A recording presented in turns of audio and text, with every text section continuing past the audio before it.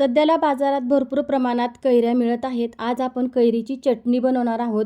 तर ही चटणी आंबट असणार, गोड असणार आणि तिखटसुद्धा असणार. एका चटणीमध्ये 3 चव तुम्हाला लागणार आहे. तर व्हिडिओ पूर्ण बघा. इथे मी 2 कैऱ्या घेतलेल्या आहेत. स्वच्छ धुवून घेतल्या, त्याची साल काढून घेतली, त्यानंतर बारीक चिरून घेतली. आता ही बारीक चिरलेली कैरी आपल्याला चॉपरमध्ये घालून अशी एकदम बारीक करून घ्यायची आहे. तर बघा तुम्ही एकदम बारीक अशी मी करून घेतलेली आहे. आता ही एका बाउलमध्ये घालून घ्यायची. आता यामध्ये 1 वाटी भरून गूळ घालायचा. गूळ तुम्ही तुमच्या आवडीप्रमाणे घालू शकता. यानंतर हळद, चवीनुसार मीठ घालून मिक्स करून झाकून ठेवायचे.